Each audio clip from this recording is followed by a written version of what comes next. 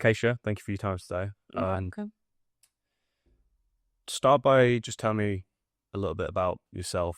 What should people know about you? What is it that you're here to talk about, sir? Yeah, perfect. So my background is within technology headhunting. That's how I started out as a resourcer, and I quickly fell in love with LinkedIn, with personal branding, with connecting with people via, I suppose, LinkedIn, and I quickly started to win clients and be able to, I suppose, generate leads without even realizing what I was doing. So fast forward to now, what I do is personal branding and actually helping people with building their personal brands, specializing in LinkedIn, but also how to generate leads, grow their business, and stand out even for people who struggle with things like imposter syndrome, or they may be an introvert, there may be a CEO who wants to step out of their comfort zones, but actually posting content feels completely foreign to them. So that's what I do now. And yeah, been doing it for 4 years. Awesome. So, to answer your question that you asked before we started recording, Yeah. of course, I want to know a little bit about your service. I'd really like to talk about the importance of personal branding, or answering the question whether or not it is important. Yeah. But I'd really love to dig into your process as well, because as you said, like outreach is something. I think surely every business owner knows what that is. Yeah. Whether you've done it or you haven't, knows probably something that causes a little bit of friction. Mm-hmm. But before we get into that, from where you were in your career, Mm-hmm. told me you're doing quite well with what you were doing at that point. Yeah. What was it that led you to decide to make that transition from employed into doing it yourself? Yeah, no, great question. So I suppose I missed out quite a bit of the in between as to why I started and to what really kind of got me motivated to do it. So as a recruiter, I was getting asked a lot by CIOs and senior candidates, C-suite candidates that I was working with. They were saying, Caisha, how do I keep getting picked to the post for job opportunities, or I'm not even seeing job opportunities and the role's just gone, or, how can I use LinkedIn to actually network and find new roles?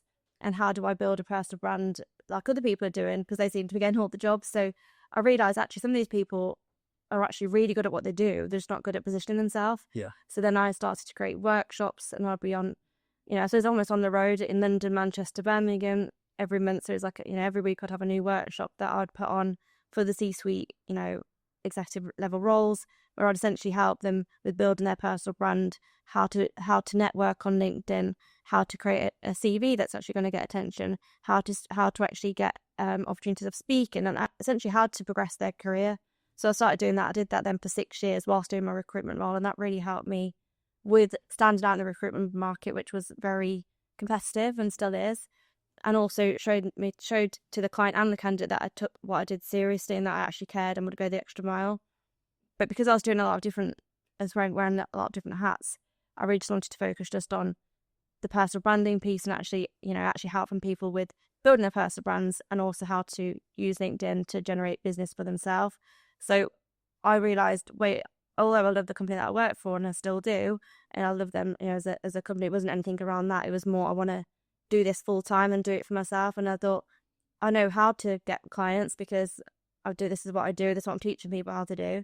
I don't know, I love what I do. So even though I had no idea how I'd do it, I just knew, one, I can get the clients because I know how to, and that's what I teach people. But also I know the subject matter, so I'll go for it. So 2021, I just thought, well, when else should I do it? And also it's still a time of, obviously we had lockdown, but we're still in and out of lockdown.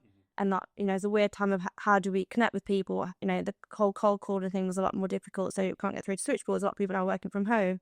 Events have kind of stopped, and it was a very, difficult time for people to generate business in the ways that they were used to. So it was a time where actually I was like, okay, I'm going to just show up, try and help people, and then also help people with how to navigate this whole new way of kind of social media, because now it's obviously evolved even more, that more people are having to turn to social media now, that cold calling or in-person meetings at the time weren't really happening as much.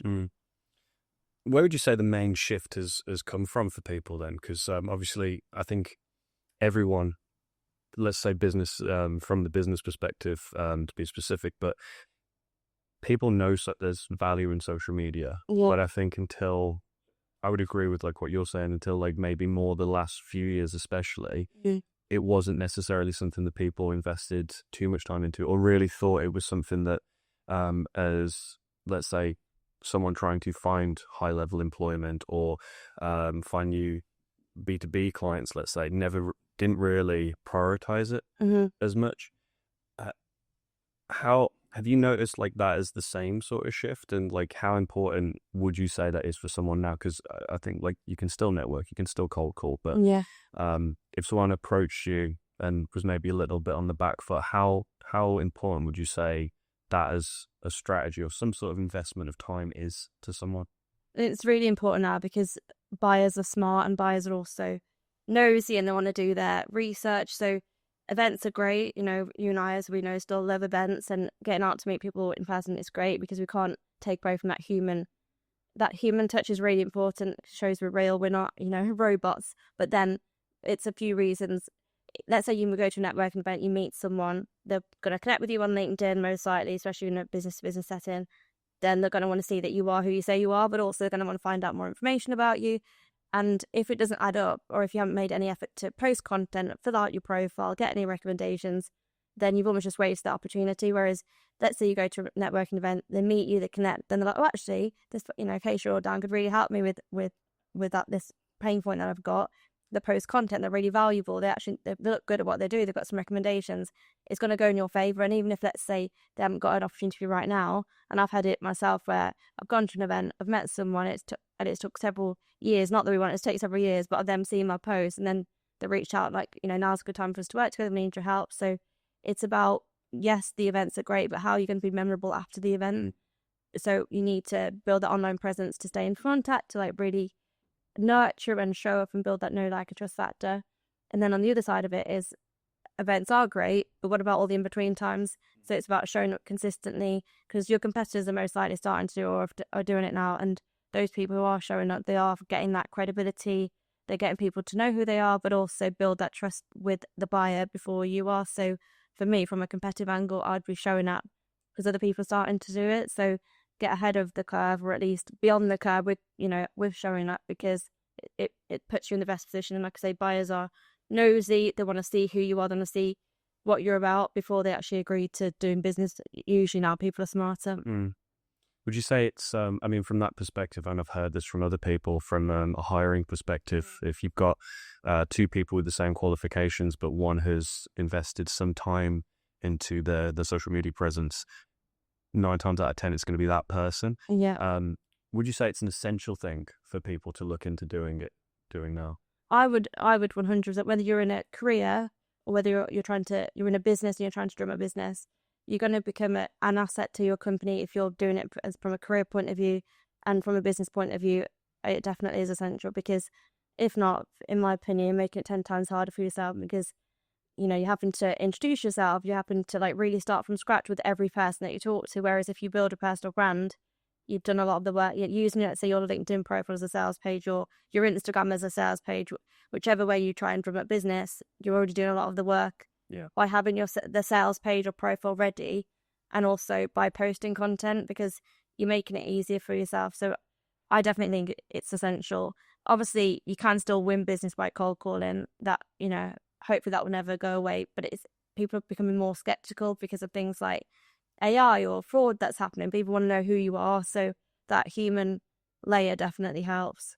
It's funny, I've like cold calling is, I'm not ashamed to say this, I've been a big chicken. Well, yeah. Actually doing it, because I can't stand that feeling of I'm just annoying someone. Yeah. I did a little bit of it, but you know, you've got to go through so much of it to find the person that actually has the right fit for your service. But I think it's still that kind of human element, because like when you're sending a message on LinkedIn, it's so easy to ignore it. Yeah. I'm sure we're all guilty of that. We'll only really respond if they're not asking. I think if they're going for the hard sale and it's not the right fit, it's so easy to ignore. But with a cold call, in the same way as like an event, as long as you're not going in and just trying to shove a sale down the neck, it's that human element. Yeah. So I think that's something I'm determined to like take a proper swing at it. Yeah. If I can find someone who I can just pay to do it, full jiggle. Yeah. But that as a strategy, I think, from what I've seen, combined with obviously the messaging as yeah. Well, it's nice if you can combine it. So let's say you connect with somebody on LinkedIn, then you obviously get their number, you give them a call, you can say, oh, hi, we've just connected on LinkedIn. I really like what you posted about XYZ, or I've noticed that you're doing, that's really cool.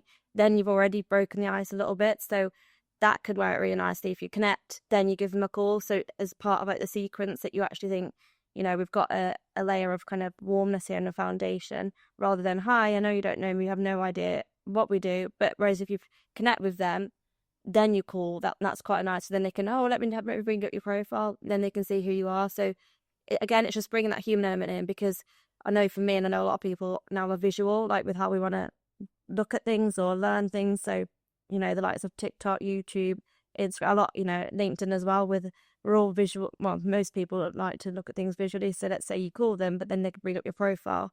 It just helps people paint the picture of who you are. Yeah, definitely.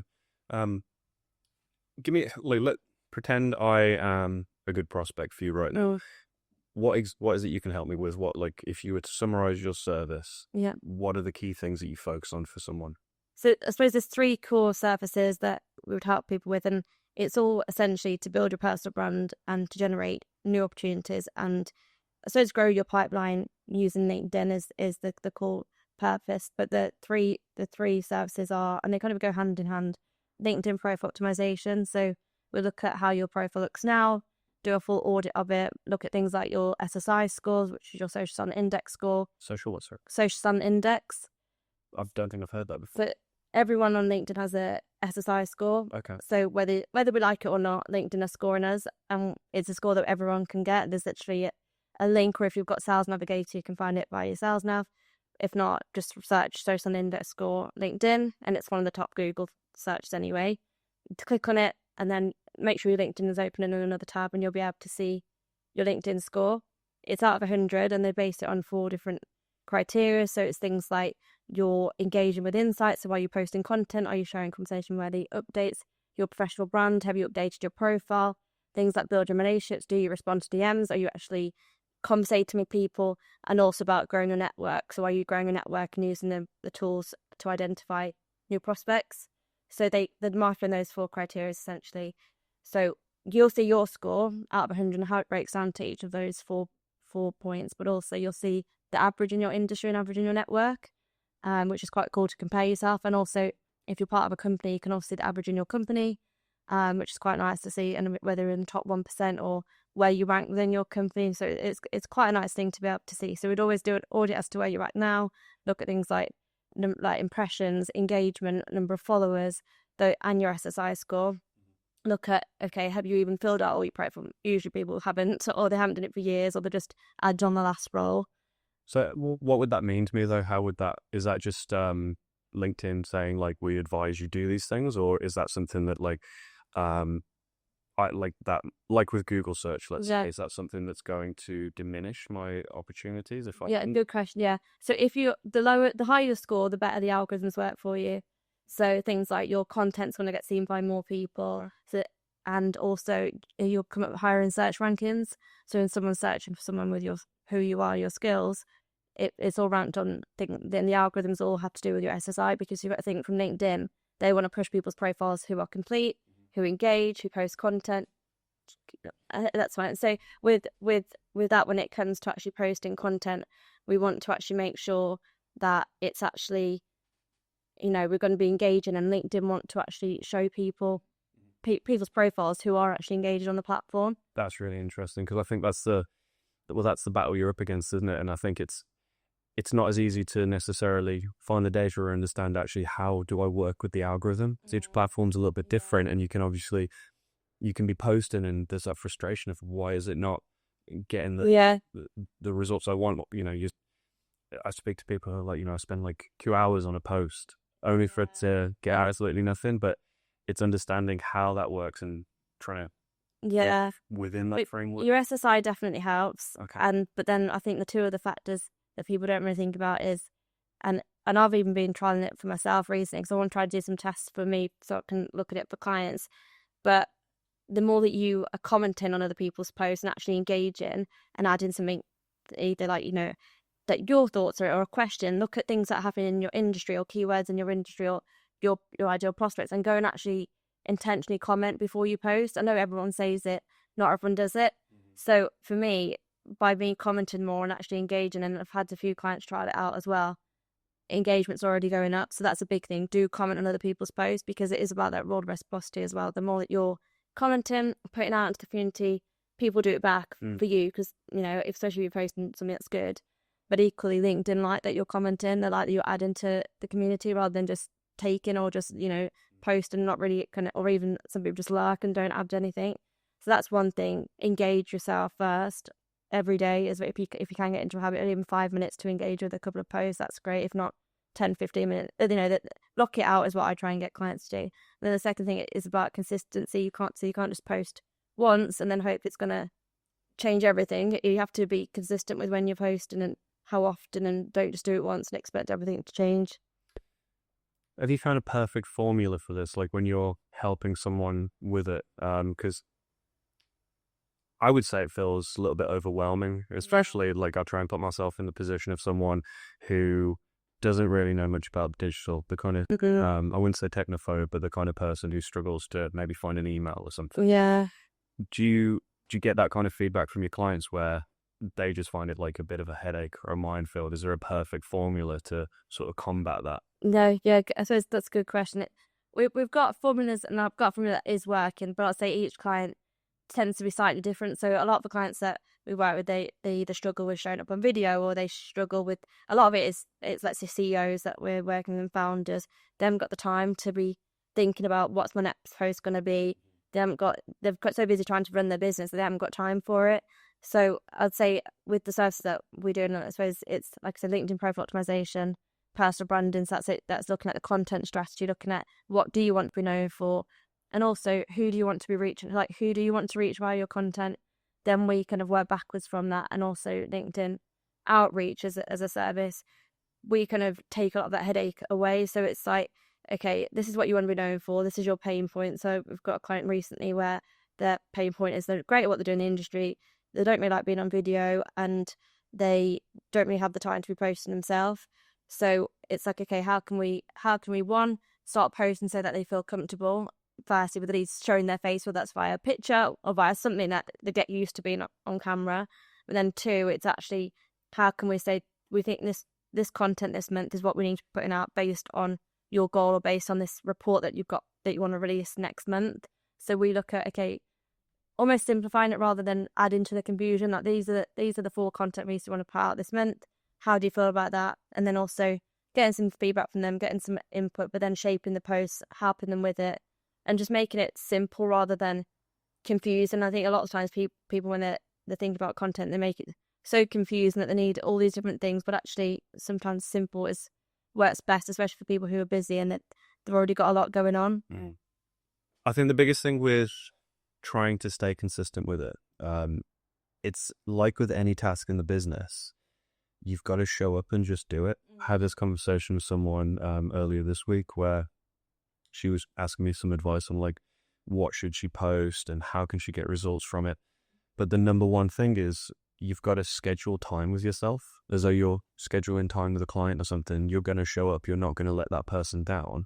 And I think that's one of the biggest challenges, because you've got to find your flow of when do you have time when you don't need to look at, let's say, work tasks, and you can just focus on those kinds of things, whether that's creating content or just publishing or scheduling content, because I think that's one of the biggest challenges. It's such a time investment, and you've got that balance between what am I making, how much time do I want to spend on doing it, because there's that horrible balance between, like, I have this conversation with clients as well, that like one of them's like, we'll just put loads out there, we'll put loads into the group chats on Facebook, but there's that cruel balance between having enough to put out, but also having it at a quality that makes sense as well. Yeah. Because at the end of the day, there's someone who's got to see that and in some way actually like what they're seeing.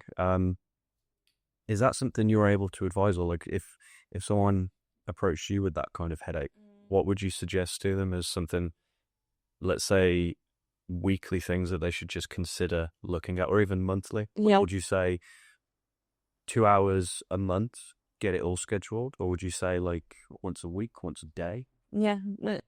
So generally what I try and get clients in, and so then even advice for anyone is to, if they can factor in 15 minutes a day to do something when it comes to content, that's a good way of getting into a good consistency and I suppose method and that habits when it comes to content. We can then, like, let's say do 1 hour every 2 weeks to batch content, but the problem with just batching content is then we're not actually engaging and we're not putting any time into being present on the platforms. So what I try and do with clients is to say 50 minutes a day.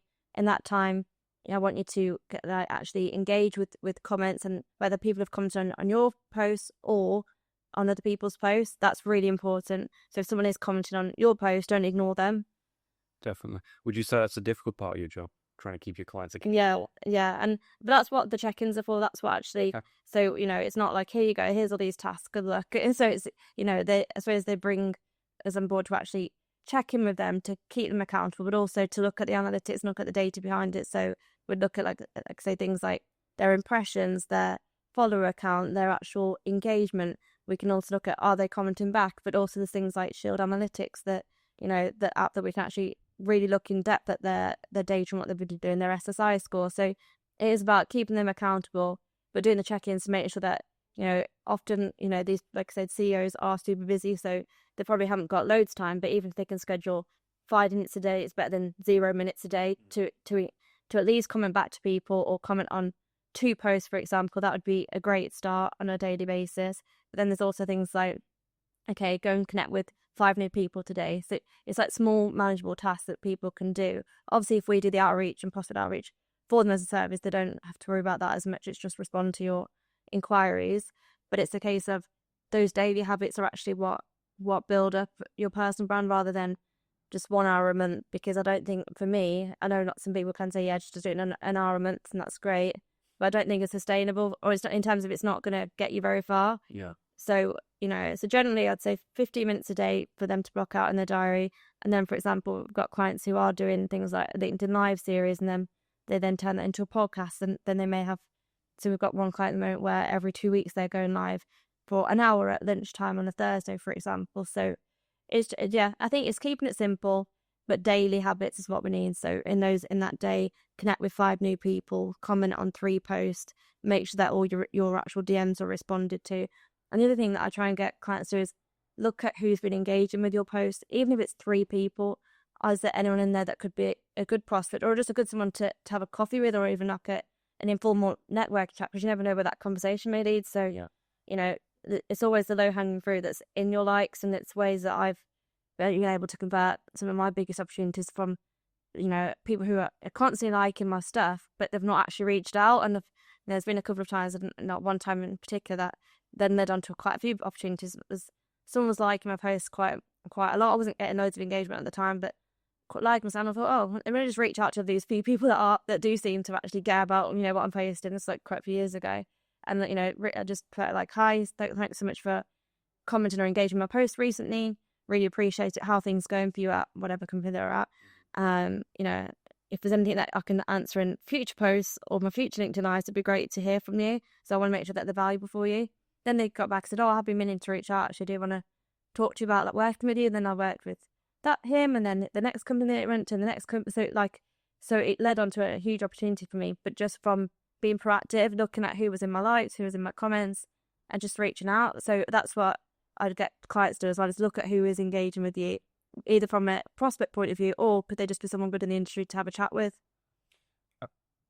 You made a good point there where you touched on you had a lower engagement at one point. Right. When I see one of your posts now, I'm seeing, it's easily over 100 each time I'm seeing it, because I think at LinkedIn at the moment, for some reason, the top of your feeds like posts from Q3. It is. So obviously that's built up a little bit. How do you?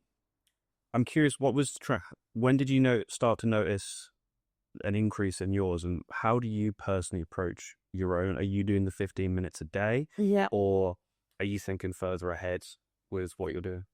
Yeah. So with my content, I suppose I'll answer that one first.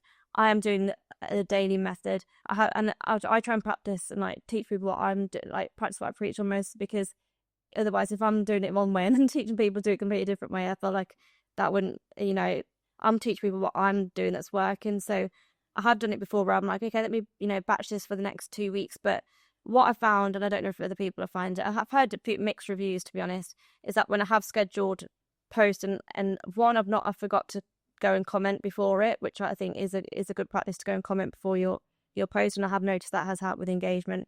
But two, sometimes it's just not as relevant, and I don't always feel like when I have scheduled it, it's got as good engagement when I've done it just live and like myself. So I do have ideas, let's say, for the month or for the week ahead, but then on the day generally is when I'd either create it or post it, and just how it works for me, to be honest. Yeah. So and what I also do is have things like in my notes app, I'll have content ideas. So if I'm having a conversation with a client, or if I heard something, or if I've seen someone else post about something that's inspired me, then I'll just have a list of like content ideas that I can work through or choose from. So that's generally how I always do things like Answer the Public, the website where we can look at. That's a good one. And also Taplio as well.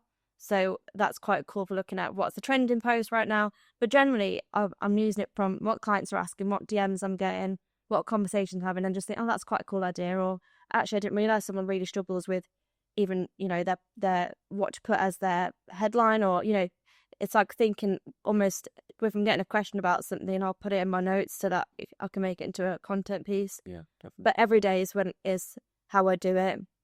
And it's working for me. And like I say, the big thing that's changed for me is the more consistent I am, I get more engagement, but also the more that I'm commenting, I get more engagement. So it's really important. And I used to just, when everyone else would be talking, oh, make sure you comment, I used to, it's just an extra thing to do, but it does really work. And I think like across platforms, it works to engage and then be posting.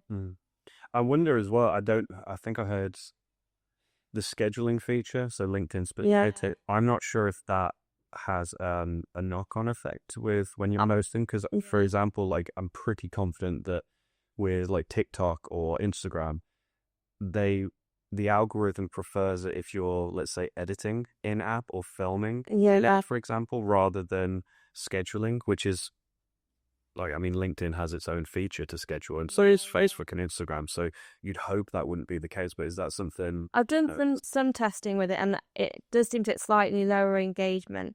So it has got, but then not always, like it has got slightly lower, but then it has got plus and minuses. Let's say if you're going on holiday, or you really just want to switch off for a week, then it is good to get something out and still get some engagement, then just leave it like and not bother, because then that week that you're not posting anything, one, it's not good for you then in terms of like breaking the habits of having posts, but also for your network. So, but I have noticed a slight lower, but I don't know, that could be down to either the feature, or it could be down to you're not engaging how you usually would, you're not that active on the platform at the same time. So it could be a few things, but I'm trying to still do some tests around the LinkedIn scheduling feature, but I have a slightly lower engagement. But again, is that because we're not commenting just before, or is it because we're not live and actually? Yeah, I suppose a small drop isn't too bad as long as you're doing those other habits you're saying, because sometimes it's just easier to schedule. Yeah. Especially if you've got a busy week ahead.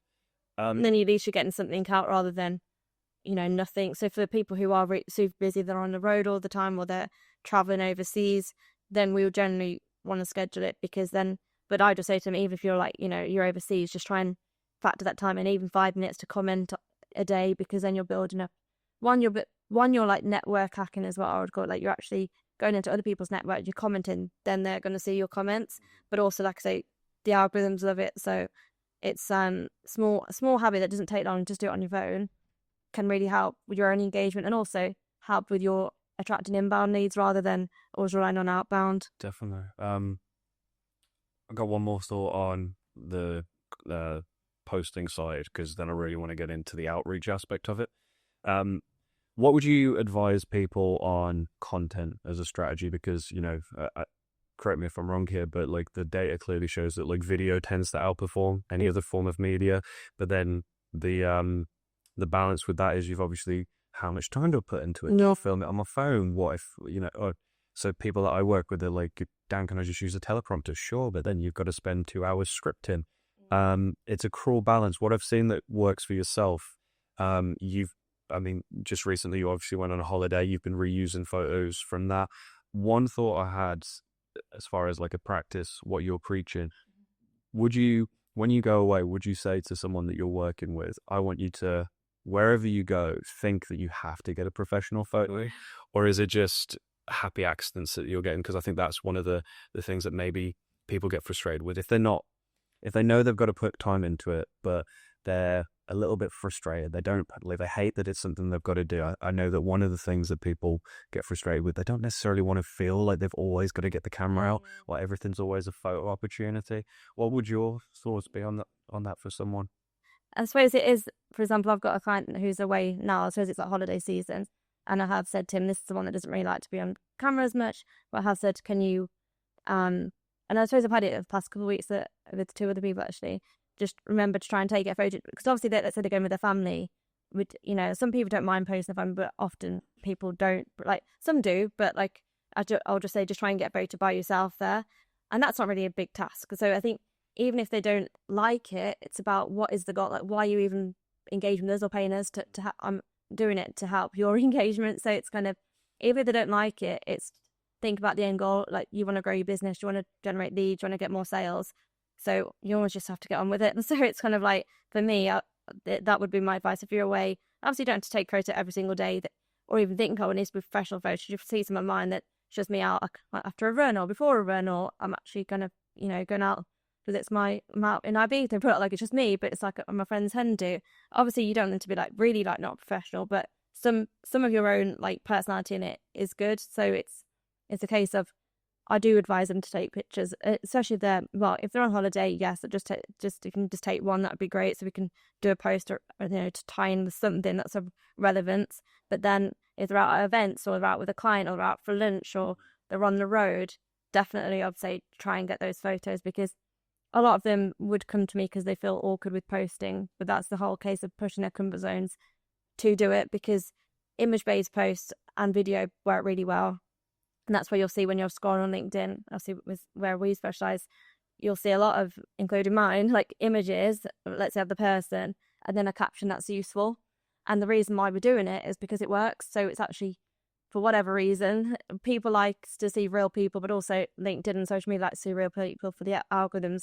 And that's what's showing more. So if we have to get our message out by doing that, that's what we're doing. So it's a case of images work well and video. But like I say, if we can just use an image of someone on their holiday, or if they're on a work trip or they're at an event, any opportunity they've got to take a photo, would advise them to. Obviously, if they're super busy and they can't take photos, it's not the end of the world. It's just having something that we can work with. Yeah, because what I've noticed that's still working for you, but the caption doesn't necessarily relate to the image. Yeah. But I've noticed that because obviously we've been working together a little bit now. When I see one of your posts come up, I immediately then just look to the caption because I want to know what she's talking about today. So it's almost like from what we can see, obviously photos are second to video, but it does work to just hook that interest of what they're talking about today.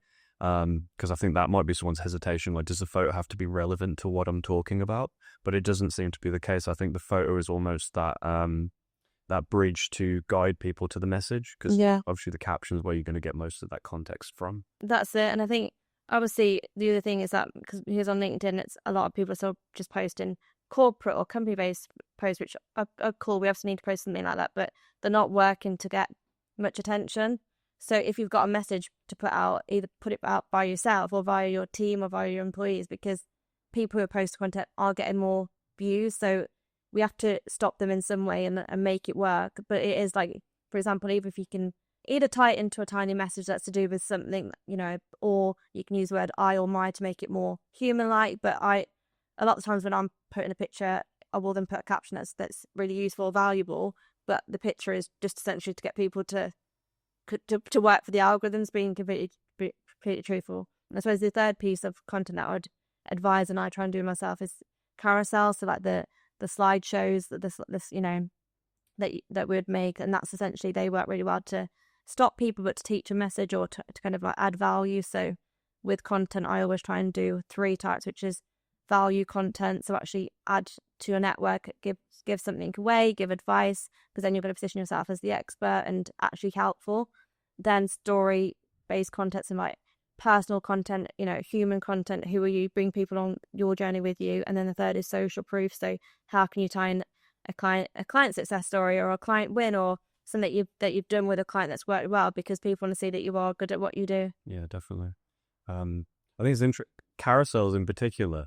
I only really realized this recently, but to actually do a proper carousel, you upload it as a PDF Yeah, rather than separate things, which I don't think people realize, because otherwise it just comes out as scattered images. And that's it. So it's a good point, actually. That simple things again, like that not everyone realizes. So instead of adding it as several images, because then and I've seen people do that.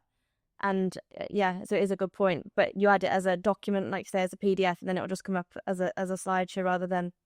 That's one of the great things about LinkedIn. You can upload articles. Yeah. It's not just like every other platform. They added extra layers to it where you can have full articles by you or the company. Yeah. And just different formats that I never confidently say the other platforms don't do. Yeah. So those are articles. You can add like media. You can also add things like polls, which are quite useful. Yeah. Polls had that really good, I suppose, I think about 2020, 21 and 2022, where they're working really well for engagement. Like everyone's almost doing a poll a day just to get good engagement, whereas it's not as easy now with a poll, but they are still good to engage or to ask your audience or ask your network a question. So if you are wanting feedback as to what their challenges are, what their pain points, or what they'd like to see from you, anything really, a poll's really good for, because one, only you can see as the author, as the poster, like who actually votes for what. So only you can see the people that vote for each. But two, it's good for like actually gathering information, gathering like stats really. So what I like to use a poll for, and I do it with clients, is ask a question out to your audience. One, because you want to know it, so it's useful for you to know. But two, it might be a good way to generate opportunities and needs. So let's say you ask a question around their pain points or their challenges or what's going on in the industry. You can see who's voted for what. Then you can drop them a message like, "Hi, thanks so much for voting on my poll recently about this topics. I've noticed that you said you're struggling at the minute with XYZ. This is what we do. Be good to have a call." So there's so many things you can do from content that can then leads on to an opportunity where I think not everyone uses it to their advantage. Definitely. So as I'm sure you've experienced a lot yourself when you're working with people, especially if they're willing to invest in someone to help them with this, at times they're going to be a little bit uncomfortable being on camera or just putting themselves out there. What's your approach to someone who is kind of uncomfortable with that? Whether they're just nervous or they just hate the idea of it, could you still work with that person? Would you take a different strategy, or would you just grill them a little bit and just make sure that they just did it and fuck it? Yeah. I think I'd say majority of people that I tend to work with have some sort of uncomfortableness around showing up or showing their face or being on video. They're either, let's say, a successful like founder or CEO or even some salespeople, even though they should, you think they're really confident because they're always selling. The whole social media things is like, whoa, what are people going to think? Or, what will my colleague think? Or, oh no, this feels really awkward. This is not me at all. So I think by the time they've already realized they need to do something about it and they come to me, even though they feel really awkward, it's about, okay, how can we look at your goals? How can we think about what is the bigger picture here? What is the vision? Let's say they want to grow their business, or they're really struggling with generating leads and they need to, increase sales, or, they're looking to sell their business. So it's like, what is your goal here? So then I can understand their mindset. But then two, generally what we start with is a 7-day video challenge, which it might sound horrendous to most people. And I think at first it is to people who literally are like, whoa, this is like going from 0 to 100. But it's worked so well for clients that we've done this with, because one, yes, they feel that, awkward showing up. But I'd say I'll literally map out their 7 days to say, okay, each day record a video for 60 seconds. Here's what we're going to do for day one. You're going to let people know that I'm doing a 7-day video challenge to reach, to network with people, but also to push my comfort zones. As many of you all know, this is my role, but I really want to put myself out there, but also network with the community, but also hopefully add some value in the next 7 days. So I hope you can join me on the journey. Again, it may feel cringe for people to do it, but it works because they know what to say. I might just be yourself, although they often don't know how to be themselves on camera. And I say, just post it, just get on with it. Day 2, we'll do this, day 3. And then by the end of the 7 days, although it's felt very alien to them at the start, they've actually been like, oh, I actually really enjoyed that. Or, had some really nice comments, or really, these people reached out to me like, I've from for ages. And then they get into that mindset of like, actually, it's quite good to post. I think generally showing your face on video or on LinkedIn or on any social media for the first 1, 2, 3 times is where it feels the most awkward. But once you get used to people seeing you, you're like, oh, what's the worst that can happen? So I always try and reframe it. It's like, just click post. What's the worst that can happen? Because you want to grow your business, you want more sales, you want to be this super successful person, but you're not posting, so your competitors are winning without already. So it's almost pushing them to do it, but then getting them straight into a 7-day cycle of just do it, get on with it. Then by then they almost, I feel like everyone else actually just enjoyed it and thought, oh, this is really, I'm actually getting these people, nothing bad happened in those 7 days. So that's generally how I push them to start it. But just keep thinking about, I always say, if you can just connect or help one person by showing up, you've done a great job, because that's one more person you won't help him by not showing up. So instead of thinking, oh, this post needs to get 100 likes from day one, just think, if one person sees it and they get value from it, you've done your job. Definitely. I think it's a weird battle with yourself, isn't it, really? Because it's unlike anything else. Like, let's say you go out networking loads, no problem. But when you're posting it, you're seeing yourself almost objectively. Yeah. So it's unnatural. It's weird. You're seeing yourself, and then you start thinking, oh, what are people thinking? In a way that you don't get anywhere else. Yeah. It's like holding a mirror. And it's like, oh, do I sound like that? I didn't realise I sounded like that. Or, Yeah. oh, I said that wrong. Or, oh, my hair looks weird. But actually, when you, like, even some of the stuff that I watched back before, I'm like, oh, like, what is that? And then other people like message me like, oh, that was a great post. I really enjoyed your LinkedIn. I'm like, oh, like, whereas I thought I couldn't even watch it back. So it's like, I get how people feel, because I'll say I'm confident going into events or networking, but then, you know, I've gone through all these same things myself. So it's unless you're super, super extrovert and love it, which most people aren't, it's a case of just pushing yourself to do it. But then once you get nice feedback, or like I say, just think about one person instead of flipping it onto, oh, this is all about me. Just think, I'm showing up today to add value, or to share knowledge, or to actually help somebody. So it's like, flip it onto helping somebody by showing up. Definitely. Well, that is the trick, isn't it? You've got to flip the script in your mind. You've got to, your first reaction is, this is uncomfortable, I hate it, people are going to think I look stupid. But you've got to flip it on its head, because that's where you're getting stuck in. It reminds me of like sales tactics, for example, like when you're going into you're about to do something difficult, or you're about to do a cold call. One trick I've seen or heard people say is like, you want to you start by giving yourself these affirmations of, I'm here to add value, this is going to benefit this person by having this call, this is going to be the best thing they hear all day. You go into that because you've got to, weirdly, like, our brains work against us in many ways, whether that's a defense mechanism or just we're naturally drawn to see it, like, think negatively about that. I think it's just reframing the mindset and just thinking, you know, I think this whole imposter syndrome is quite big. Even I see it across super successful people, and there are a lot of celebrities that, you know, when I've done research on it, I've experienced it. So they're thinking of like, oh, I'm a fraud, I'm actually not very good at this, or who would listen to me, or like, I have no idea and actually it's like, don't be so mean to yourself, because actually you do know a lot. Think about the skills that you've got, or your experience. If you haven't got experience, you can add value in some way by, sure, you've got something to learn, that like something that you've learned that you can pass on, because don't presume everyone knows this information.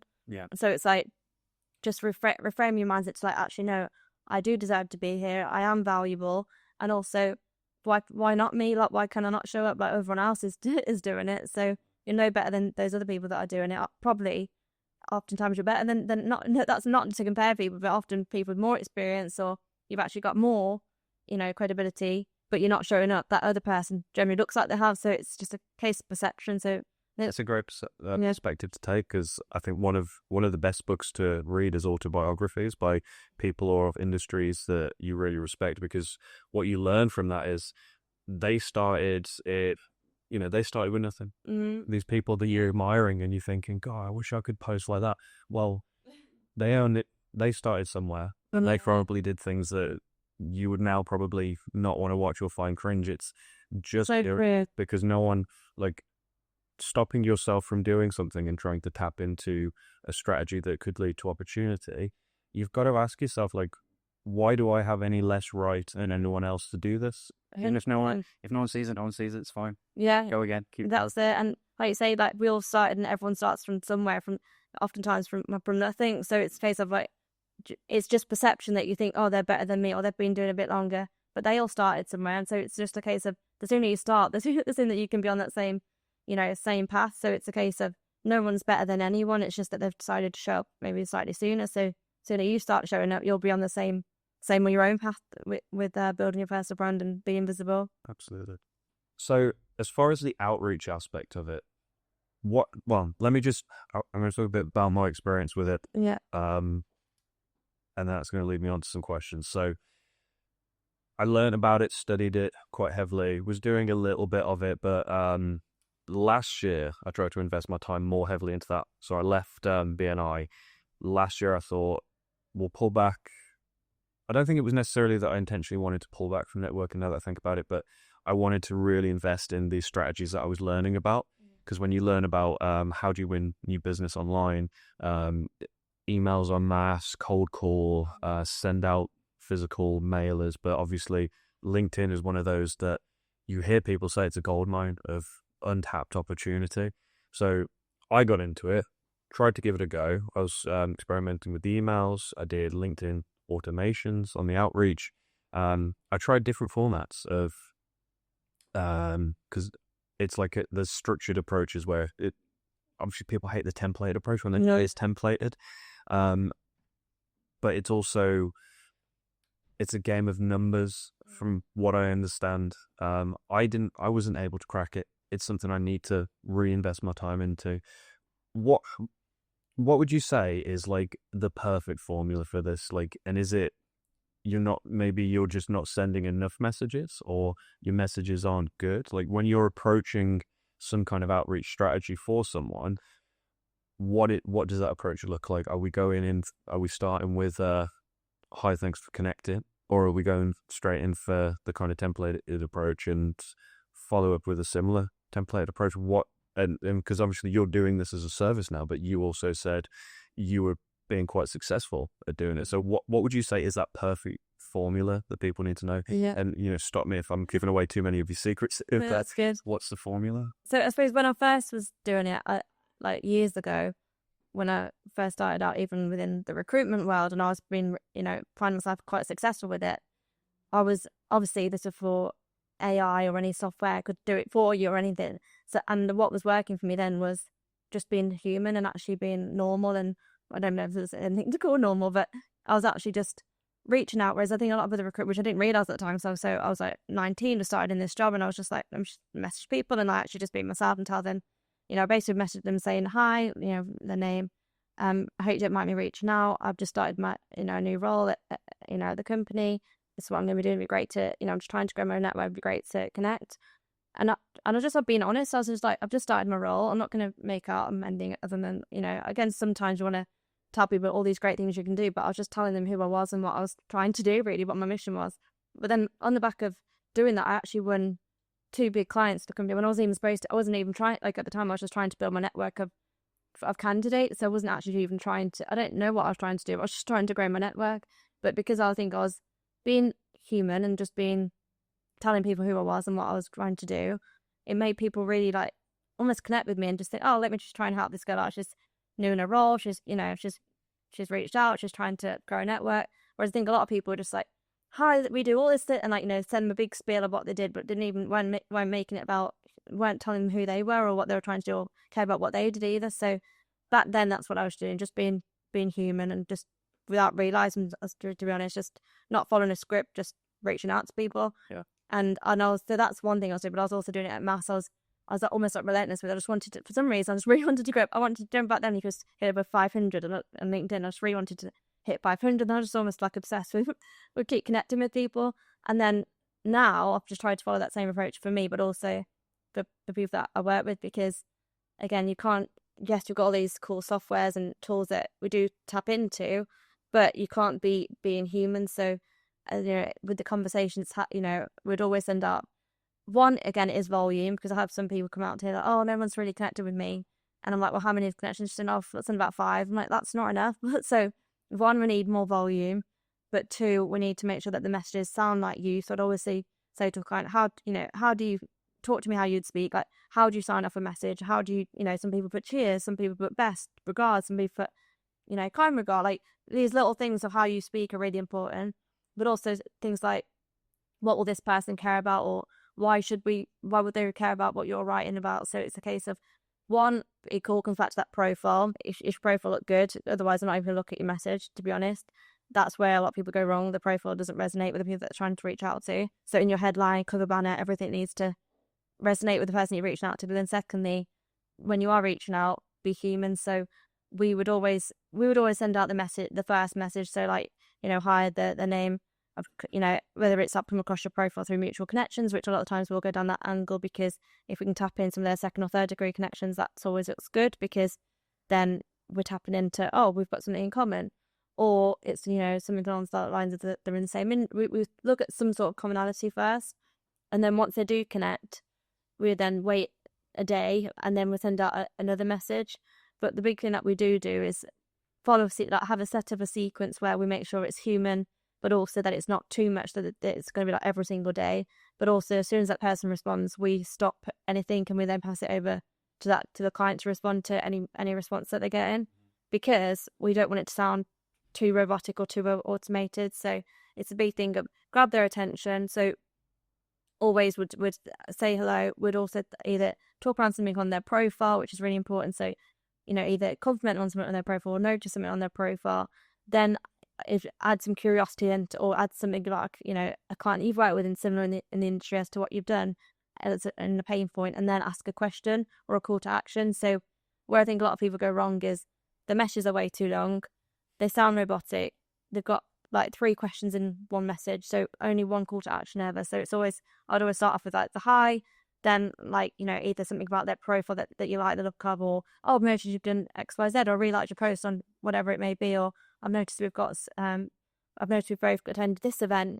Then you say, I'm not sure if it's of interest, but we do XYZ, or we've helped similar client with this pain point. Happy to share some strategies that we use in the industry if that's useful, or happy to share a report that we've done, or happy to share a link to our event, or whatever we say. We need to change up the call to actions on each message, but only one call to action. Because if you say, oh, happy to get on a call and also happy to share a link to our event, oh, and also happy to share this case study, they're like, oh, like, just say one call to action. And that's generally what we've seen, where profile looks good, you talk human, the message isn't too long, and you like you said, you get some sort of curiosity into what you think that they may be struggling with, and show that you've looked at their profile. But the language that we use, things like we've got mutual connections in common, or there may be some mutual benefit in us having a conversation, or I don't know if you're open to having a call, and sharing ideas or sharing strategies that's happening in the industry, or we're happy to share some insights of what we're seeing. So you have to add some value in the message. So always lead with value first, not just, have you got 15 minutes for a call, which can work. We do use that in one of the messages. You need to add some value as to why would they want to get on a call with you. Yeah. So the sharing strategies, or happy to share some insights into what was in the industry, or happy to share a link to our webinar we've got coming up. So it's like, get some curiosity from them and get them to actually say yes to something, but you have to provide value to even be interested in getting on a call. Mm-hmm. So I think one question that anyone listening to this or interested in this topic would want to know would be, let's say you've got someone who they need quick returns. They need to start, let's say they're trying to build a business from the ground up and they need to start getting some work in. What would your approach be from the perspective of, like, exclude the hi and compliment on something they've seen? I'm curious about how often, so that first message, how salesy should it be? Like the sales aspect of like highlighting what you do. What should that look like? How often should they follow up? And would you advise on multiple touch points for that if we're trying to get quick wins? Because that's obviously the challenge as well. A lot of these times, as you've pointed out, you'll touch. I was going to say touch base. Someone made a joke about this as like words that you'd be going to outlaw in the networking, but you've spoken, check in. Yeah, that's much better. You've checked in with someone a while ago, and it's not until like months later or years later in some cases where you actually end up working with them. How would you approach a challenge like that where we need results and we need them yesterday? Yeah, no, that's a good question. And I suppose with that, often it is that they need to get out to more people. But generally, when I've looked at these people who do need quick results, I do, and I know I keep going back to that profile, but it's why we always start with foundation as the profile. Look at their profile. I'm like, have you spent all this effort with doing, outreach or messaging people or calling people, but your profile is so bad. So get your profile looking really good, and always just think, like how you look on someone's profile, people are going to be curious, and they get messages from different people. Make sure your profile looks as good as it possibly can. So it talks to people in the headline as to who you are, what you do, who you help, and what outcomes, what benefits you bring to those people. So they need to know quickly, are you someone that's useful to them in the industry? And then make sure you cover banner and start posting. So that really does help, because people are getting messages by a lot of people. But also the second thing is, it is about doing it to more often and to more people, actually getting out there consistently. But I think it's a case of, so we'd connect with them. Once they've connected, one day later, we'd always send out a follow-up message. And then if they don't respond to that, we'll do things like view their profile or like their post, just so that we can see we're actually trying to engage with them or comment on their post. 3 days later, again, comments work really well if you're trying to prospect someone, because everyone wants likes and comments, but likes are good, but comments get you noticed more. So hard to ignore a comment. Yeah. Public yeah, follow, isn't it? So if you're really trying to get in with someone, comment on their post and keep commenting, like, is what I would say. Why not? Because, and I've got a client currently, and I remember having a conversation with like 6 months ago, and he said, oh, like, I've just started working with this company. I can't remember what they were doing for maybe their website or something then, but they said, oh, yeah, it's just been commenting on my post quite a lot and supporting my post, and he reached out to me, and now we're doing work together. So it does work, because one, like the CEO that I'm working with, he's like appreciating the engagement, but two, you get noticed more. So if you are, top tip, if you are trying to prospect someone, comment on and they're posting, comment, especially if they are posting, keep commenting. And then what you can also do is drop them a message, say, oh, I really like that post that you put yesterday or earlier, I really resonate, or something that I'm going through, I've realised actually something that I've been experiencing, or we've been experiencing, like how things going, or whatever. Just be human, just chat to them, even if it's one sentence, and they'll notice you. So it's connect with them. One day later, would always send a follow-up. Then we'll do some engagement with their post if they have any. Obviously, that's providing that they do post themselves. Not everyone does, but then we'd at least do things like viewing their profile, whatever we can do to show that we are trying to engage. Then if they don't respond to that, 3 days later, we'd send another message, not the same as the other one, obviously. We want to have a different call to action that may spark their interest. If they don't respond to that, then we do 5 days after that, and more engagement, and then 7 days. And then we have up to like 10 steps, wait for 14 days a month, just to keep engaging. But it has to be something useful. So one of the clients I'm working with now, they produce things like blog articles, or they have webinars. So we may send the link to the next webinar that's coming up. And then if they're interested in that, then obviously it shows that they're interested in that topic. So can we get them onto a call? Or they have a blog about particular industry and pain points. So if they're interested in that, we can get them onto a call. So I think the big thing is, usually it's actually scaling up your outreach, but making sure you do follow up, because I think a lot of the times I'll speak to people and they've got Excel spreadsheets of when they need to follow up with people, which for me is too much admin of like, if you can have some sort of either like system or software that you're using, or just some sort of way that you're doing your follow-ups, is far better for me, because you don't want to miss an opportunity. So we've had it even recently where someone's responded after the 5th message saying, sorry, I've just been really busy, but yeah, now's a good time. Yeah. So it's like, don't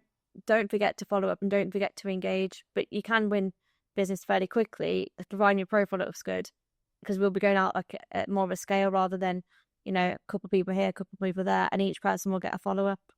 So as far as the message, or the chunk of the message, would you say, like, you've got two options? Would you go with more of a hi, we do X, Y, and Z, and we've helped companies just like yours reach numbers upwards of X, Y, Z? Or would you go for more of approach of seeing this might be something that you're interested in? I've done similar things. Do you want a few insights that I think might benefit you? Which one would you advise going for? Because a lot of the ones that I see, which easily get ignored, are the first example. Yeah, I was going to say the first. Sorry. The second one definitely feels more human. That's more that what we try and lead with, as to like, hi, I just thought I'd reach out because of X, Y, Z. Even for me, I could say something like, I set up my company, or set up 4 years ago to help CEOs like yourself with building their personal brand, and also to generate new opportunities using LinkedIn. Is this something that you're trying to do this year? Happy to share a few insights. We're happy to get on a call to see if there's any mutual benefit in exploring further. So it's all down to that language that we're using, I think, which is what's helping us to generate more interest. When you just say, you know, when you make it too like corporate or too, you know, we're doing this for this types of people, but not sharing your stories. So for example, for you, I'd be like telling your story as to, even just in a sentence, that I set up my business X amount of years ago to help people, you know, founders or people like yourself with, you know, generating business through content, or actually getting more visible via video. Have to share some insights and some tips that or ideas that I've got, if you know, there may be some mutual benefit in us networking or things like that. So I used the terminology like, you know, always open to networking, you know, as you never know where a conversation may lead. So, you know, or happy to swap ideas, or have to, because usually being more normal is what leads you on to, like, again, I don't use not being more human, like, and being more just like, this is who I am, this is what I'm trying to do. So for other CEOs who've set up their business however many years ago, what is their mission? What do they care about? What they're trying to do? Yeah. And just be yourself. It's just such a weird thing to say, but tell them what you're trying to do. A bit like how I did years ago. I'm just starting my brand new role. I've got a clue what I'm doing, basically. Can you connect with me? And I'm trying to grow my network. Just do the same now. Like, you know, I've set my business and work with founders like yourself or other founders in the next industry to help them with video content and XYZ. Are you open to having a call? Happy to share some ideas, you know, or best practice or tips, and it'd be great to swap ideas. Or, you know, I'm a big believer for networking. You never have a conversation really. We use that quite a lot as like mutual benefit terminology, or always open to networking, because then they're like, oh, it's a bit softer then, which, although you still do want to do business, you've got more likely to get them onto a call, which could lead to business or not, but you've got them engaged with you then. So, bit more of a casual approach is what I would say, a bit nonchalant. Yeah, more casual, but then that's what you can still give some stats, or give some, like, you know, and we'd still use stats of like, oh, we've helped this business to achieve XYZ in like pipeline growth or visibility growth. Happy to share some ideas, you know, again, no pressure either way. Just be more like, because it should be, people don't want to feel pressured into things now. I don't think they ever have, but because they've got more choice, they don't want to feel like, oh, like it's another sales call. Yeah, definitely. So if you can get them onto a call and they feel comfortable with you, they like you, then you're already halfway there. And the bottom line is, number one rule of sale is you can't sell to someone who's not in the market to buy. So Yeah. if it has the right value to them, or you just need to convince them that it's something they want or need, it's going to sell itself anyway. And that's it. And that's where things like updating your services section on your LinkedIn is really important. Your feature section, getting some recommendations, because then let's say they do like the way that you've messaged them, they are happy to get. They're like, oh, maybe I'll get on a call. Then they look at that. Then again, it's selling for you, so you're not having to say, you know, we've done this. It's like they're actually like, they can look for themselves. Most likely they will look for themselves. So just be human. Like, just say, you know, happy to get on a call with you. Happy to see if there's any mutual benefit in us having a chat. You know, it'd be great, always good to network, as you never know where a conversation may lead. Just be more like personal and like human, and it will get you onto more meetings, and it will get people actually like, oh, yeah. I feel like now people want to do business with people that they like more than ever, and that they don't feel hard sold to. Mm-hmm. Because no one likes to feel that way. No, I don't. I think you're right. I don't think anyone's liked that. It's just they're more naive before, weren't they? I think maybe, yeah. Things evolve. People get tired of certain ways. Well, like that's why when you get a cold call or like scam phone calls, it's obviously developed such a bad reputation over the years, and you know, unfortunately, that's had a negative. That's created negative perceptions of like certain parts of the world because of that as well. Yeah. But people just get used to it. It gets outdated. But I think you are right. Then I think it's like people get, because even like with cold calls, because it's become so excessive of things that haven't been relevant, you could be missing out on the opportunity or that call that actually could really change something for you as a business or your life. So, you know, you may say, oh, it's because I've had a lot of cold call, like we all do, but then that could be missing out on that opportunity from someone who actually has got something good that I need. So definitely, I think, yeah, make sure your profile looks good is my big takeaway. But then when you are speaking to people, I'll just say, make it personal as you can. Look at what's on their profile. That's something that's worked really well for me with engaging. I firstly look at who's commenting or liking your post. That's always the low hanging fruit. Drop them the message, thank them at least. I really appreciate you commenting or liking my post, liking my post. How things going for you? You know, if you do need any help with XYZ, I always have to share ideas, or always have to be great to get on a call and have to share some ideas with you. Yeah. Never know where that will lead first, because it does lead places usually. And then, or at least they can say, oh, thanks for that. You know, you're welcome. But then secondly, when you are messaging people, first look, is there anything on their profile? Or have they just started a new role? Or have they just set up a business? Or have they just posted something last week that was an event? Have you been to some event or asked them about the event? Then you get into a conversation with them. I think where people are getting a bit lazy or they're just doing the blanket approach and not looking at their profile, people can see through that now. Yeah, definitely. This is coming to an end. I've got 2 questions. So from when you stepped into doing business and stuff, what has surprised you? Has there been any challenges or things that have come around that you didn't necessarily expect from your experience of transitioning from employed to self-employed now? Any sort of warnings you can give to anyone? No, that's a really good question. And something I suppose now I reflect on it, it's been quite. I think when you set up your own business and you bring an employee, like so much learning that goes into it, even things of like, because I joined a program when I first started because I literally had, like most people, no idea. And I think a lot of times when you have got a business, it's everyday learning, isn't it? And it's everyday figuring things out, or let me just Google that and let me just figure out that for myself, or let me just ask someone. So I think it's the constant, for me, it's, I wouldn't even say it's surprising, it's just that when you are an employee, you can sometimes just have a bit more of a chill week or a chill day, and you still can, depending on how you set up your business, but it's a constant learning, or it's constantly something new you may get thrown at you. So I think it's just be ready to always be evolving, and as things move forward, don't take your foot off the pedal, I suppose, because to be successful in business, you want to keep looking at, okay, what is happening in the market, and just love what you do. If not, there's not really much point in doing it, I think. No, 100%. So consistency, because as you say, like you can have some more flexibility with it as well, but at the same time, like you are then responsible for how quickly it grows or how successful it becomes. And being your own boss, I think it's played back into that psychology of like you've got to battle with yourself at times, to actually overcome some of the challenges, and it's a lot of just problem solving. 100%. And I think like before, like when I obviously it's taking me back to that mindset, like when you're working for someone, if something goes wrong, like you're like, oh, you might go speak to your boss or like the director of the company, or the MD that I was reporting it, like into them. You go ask them, or can you help me deal with this problem, or I've had this from a client, or what do you think we should do here? Whereas when you are the founder and you are running the business, it's like, oh wait, it's gone wrong. It's all down to me to resolve. So it makes you quickly get thick skin and be resilient, and like you say, problem solve, but also realize that the success of the business does rely on you. So it's up to you to make it how you want it to essentially. Definitely. Last question then.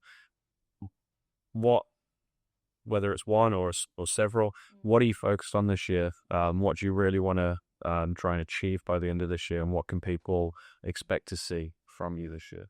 Yeah, so for me this year, my big goal is to produce my program. So it'd be my brand new program, which is to help people more, like, so we can actually build a network, build your personal brand, but do it together and have accountability. So right now, obviously I'm working more individually with clients, but what I really want to do, because I've had quite a lot of interest in it, is make more of a community, more of an actual feel of that's help you with building your personal brand, how you becoming successful, generating leads, overcoming imposter syndrome to show up online, but also network and meet other people, and that'll be both online and then do networking events in person. So I think I've really seen a space in the market for it, because a lot of people that I'm speaking to are like, oh, have you got a program, or is there something that we can actually come to or be involved in? And I think for me, doing that will be really exciting, also impactful to a lot of people as well, because I think a lot of people that maybe they haven't been able to work with me one-to-one, or they haven't had the budget to do it, this will be a nicer way of them being able to get the support, feel accountable, feel like they're actually on track and have like a mission, but also able to meet other people along the way. So that's the big thing. And you'll see a lot more content coming from me and a lot more video content. And I think it's just a case of growing as much as I can when it comes to video, and also helping other people with growing, because I don't want to tell people you cut on video all the time and then me not do it. So you'll be seeing more video from me. Amazing. Well, all the best with it. Thank you. I have no doubt you're going to smash it. Appreciate it. Thank you. I don't know if it's a bit cringe. I normally end these with a bit of a fist bump. No, but